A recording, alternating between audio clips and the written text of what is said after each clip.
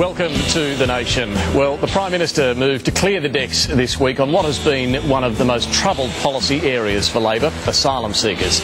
In an extraordinary backflip, Labor has now not only embraced offshore processing, but Nauru and Manus Island, the two offshore processing centres that for years it's railed against. It is a case of short-term pain, long-term gain. Labor hoping that this will remove the whole asylum seeker issue from the agenda. But will it work?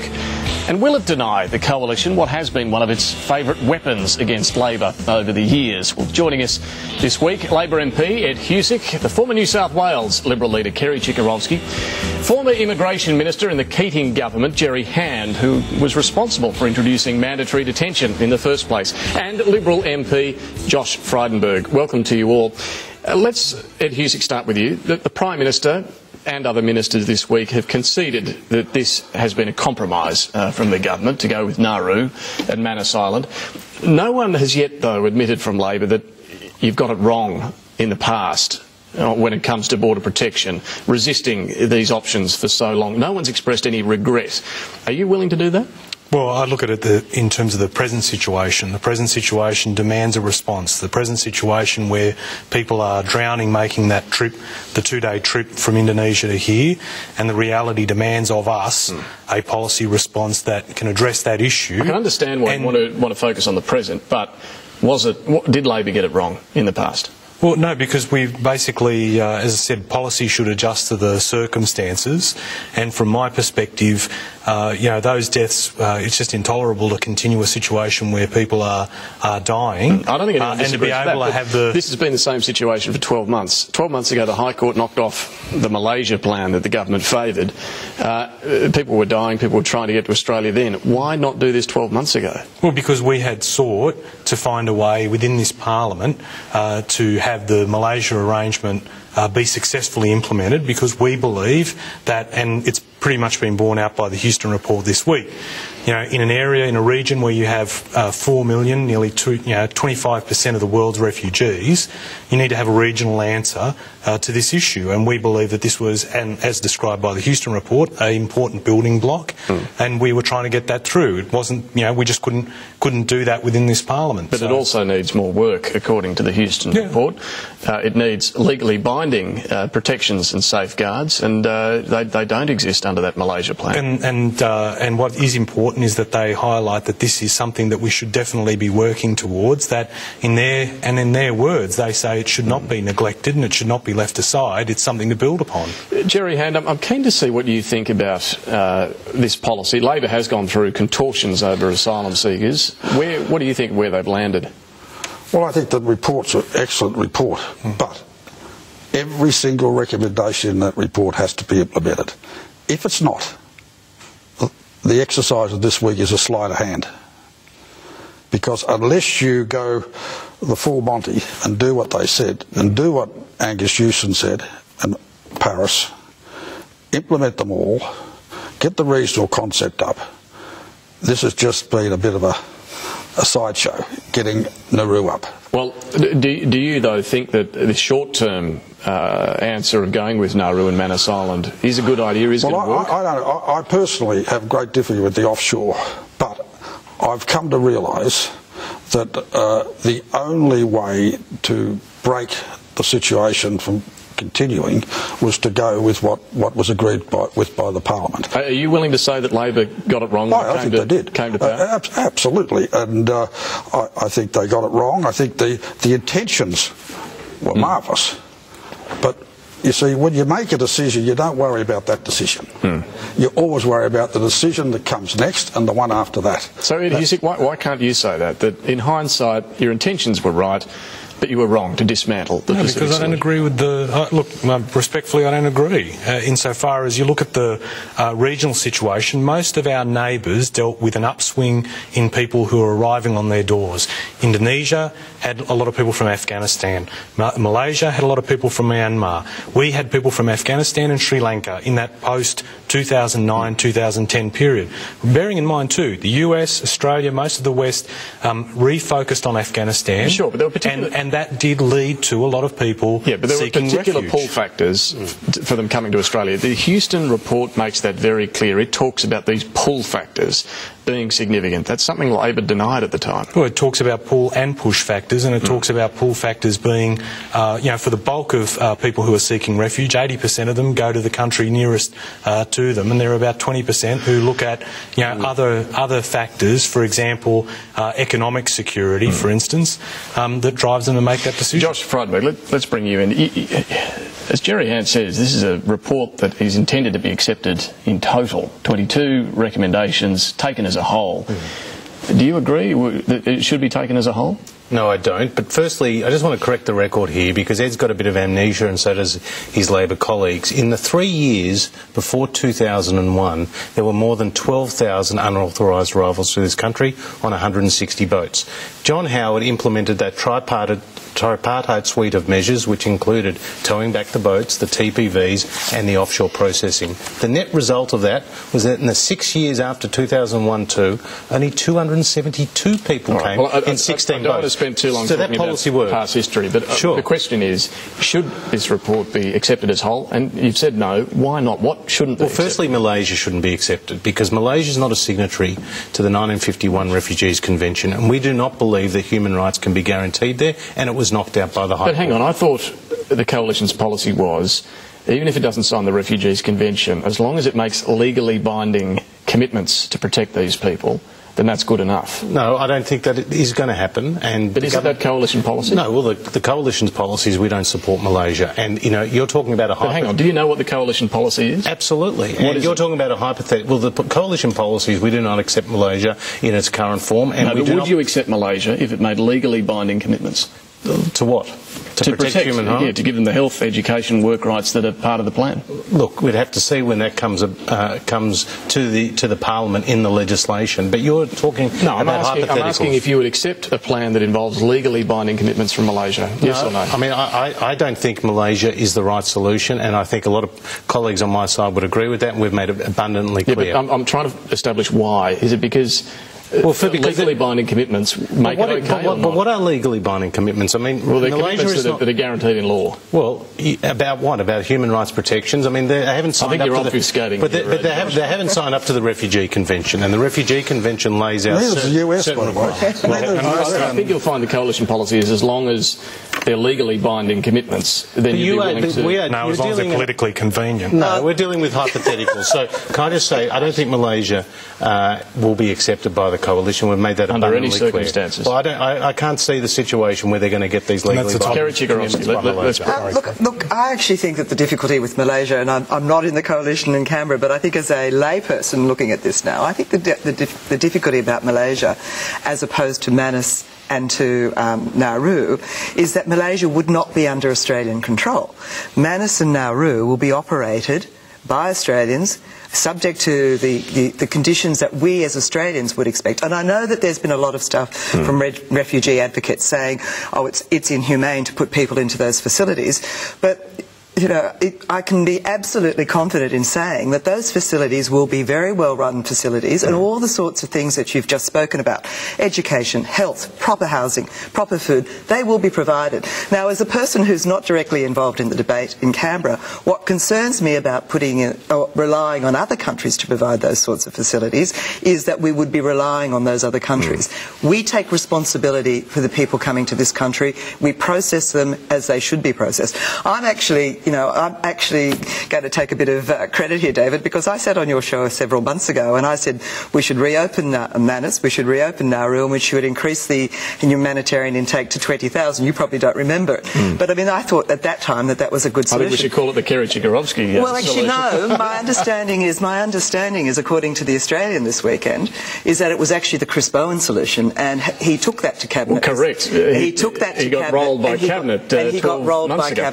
And had they they accepted it in Cabinet 12 months ago, then we wouldn't be talking about, I believe... Let me ask you this. If you and your family were in this situation of trying to get out of trouble and find asylum somewhere, would you rather go to Malaysia, be sent to Malaysia, where you would have work rights, which were part of this plan, and education, or some education, not mainstream schooling, as not hospitals in the way. Or would you rather be sent to Nauru for an indefinite period of time? Could be 5 years, could be more.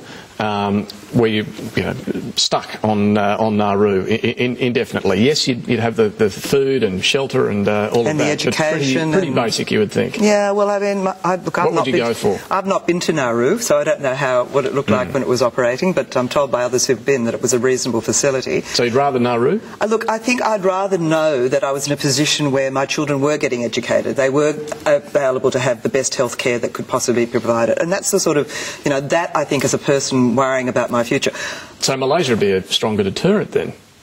To actually, if you were not, to say that you'll end up in Malaysia and stay there. If you prefer to be in Nauru, then Malaysia would be a stronger deterrent. I suppose the fallacy, I suppose the whole fallacy in the debate, though, is that, what is going to deter people to stop getting on boats anyway? And, it's a suite of measures. I mean, that's the reality. And I haven't seen anything yet. That's what they're talking about. And the reality is, in our neighbourhood, there aren't too many people who've signed the convention.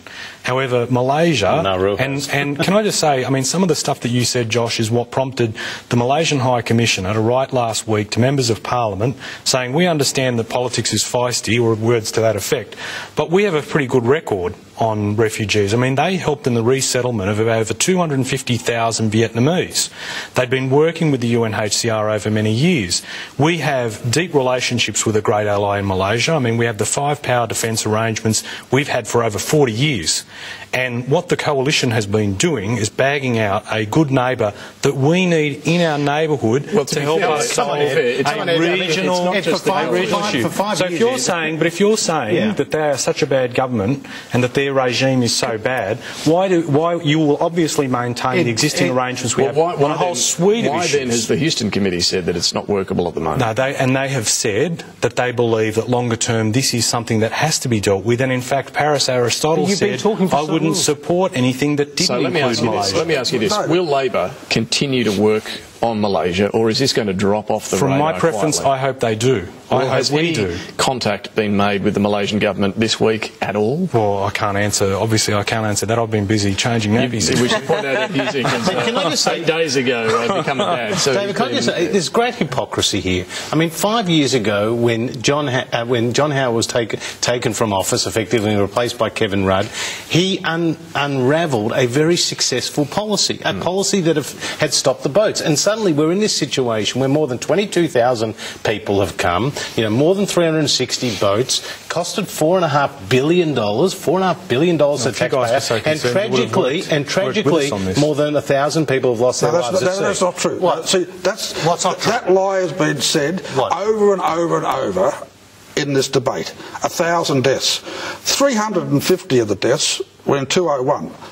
Labor was not in power. No. Now, if you're going to quote this populist talkback radio, 1,000... So how many deaths? Well, I'm saying... I'll quote the Houston report says 604 since October of 2009. That's the problem with the debate. That's the problem with the debate. But Jerry Hand, you've got to acknowledge that's a lot of people it's tragic, and it happened on a road. We closed the road.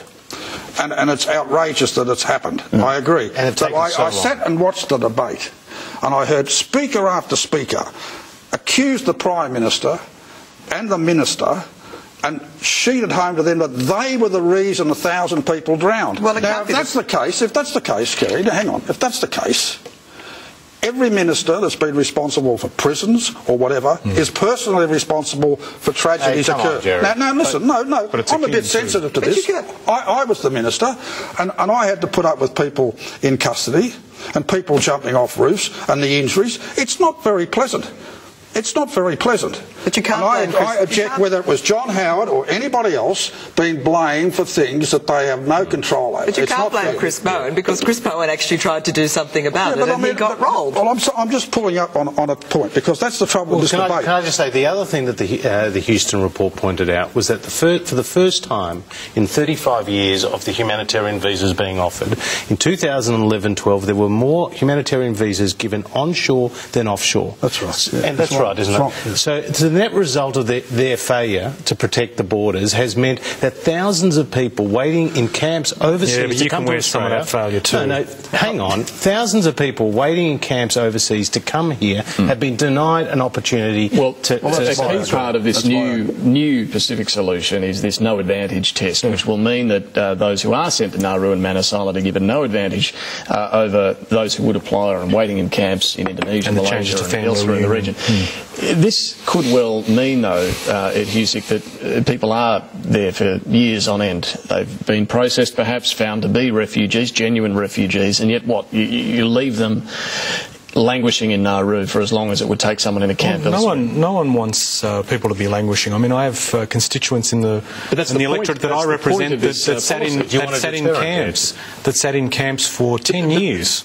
Offshore in camps, waiting for their place to come up to be able to come to Australia. So no one wants that. But at the same time too, you do need to work out a way to ensure that you can decouple, if you like, the ability of people who are, if you compare the people that are sitting in camps versus the people who come here by boat, that those people who come here by boat aren't processed. So what is a reasonable period of time? What's reasonable? Well, but that's so subjective, David. I mean, you're asking, we could ask every person here and every person outside, and they'll come up with I will ask everyone here, don't worry about that. I'm asking you, though, what do you think's reasonable? I know it's subjective. Look, I'm not going to put a figure on it, frankly, because you just can't say, with any, because it's such a subjective position. Kerry Chikarovsky, do you think 5 years, 10 years is too long to leave someone in Nauru? But I'm assuming that's the logic behind saying to people who are in those camps now and who are thinking about getting on a boat that you're not going to get any advantage. You may as well stay where you are and be processed where you are. And that, to me, is why they're talking about this measure as a deterrent. But they're going to have to put it into practice as well. Yeah, and the reality will be, I mean, it's going to take a little while, but Josh would argue, and I think quite correctly, Josh will argue that once that message does get through, less people come. Less people come, because if they know that they're going... And look, as I said, all I know about Nauru, other than detention centres, is that it's the world's largest guano producer, which is not a particularly great thing to talk about as an island. Not a great draw card. No, not a great draw card. But if you get that, I mean, if you start to get that message that that's where you're going to stay, then you may as well stay where you are and stay in the existing I know queue. you will agree with this indeterminate time frame as a deterrent. Jerry Hand, you have a lot of experience with refugee camps around the world, the conditions and the psychological impact of staying somewhere for an unknown period of time. How long should people be sent to Nauru and Manus Island for, and how long is too long? Well, a day is too long. But the reality is there are people that have been in camps in Kenya, for argument's sake, for 20 years. There are kids that are approaching 20 who have never seen anything else. There are Palestinian camps. There are camps on the Thai border where kids have grown up and gone to school when they could, or worked as child labour, who have never known a day of freedom. So if you're going to apply this policy literally, then you're going to have to do that as well. Well, let me finish. As I said at the beginning, this is a package of proposals. They all have to be worked on, genuinely worked on, and implemented. Now, the idea is, obviously, is to slow down the boats, stop the boats. If that happened quickly, then there'd be very few people in Nauru, right? If it goes on for a while, because people in certain political parties are probably encouraging them to come, the agents of the people smugglers, people will continue to come, and more people will go into the camps. But the bottom line is, it's about fairness. It's about applying the UN Convention. It's about being part of the world and the whole UNHCR family. And therefore, if you willingly come here, and it's very hard But it's hellish and hard for a woman at risk with 3 kids in a camp in Kenya. It's dreadful if you're in the north of Thailand as a woman with kids and you're there for 10 years and you're being raped and you're being bashed. That's unfair. You're not under the protection of Australia in a camp in Nauru. You're fighting for survival. Now, my issue on this whole thing has been from the day I become the minister was that you've got to comply with the whole of the convention. You've got to comply with the rules of the UNHCR as a nation. And you've got to actually be part of it. And to do that, you've got to make some tough decisions. As I said on the program a few weeks ago, this requires tough decisions. Not tough in terms of muscle, but hard decisions that people have to sit down and make. And it's not easy. And it's easy to stand up in the Parliament and say this is unfair. Of course, people being in custody is unfair, but people have got guns outside the camps around the world, and I've been to most of the camps, and the people are standing there guarding them and shooting them if they come out. So, I think if this is all implemented and the regional approach is adopted, I believe. Look, I was party to the comprehensive plan of action. We repatriated Vietnamese out of Malaysia. I had wonderful cooperation from Malaysia. I had wonderful cooperation from Indonesia. That's good. Why is it so difficult to sit down with these people and do it again? Okay, we're going to explore that. We do need to take a quick break. More to talk about on this. Stay with us.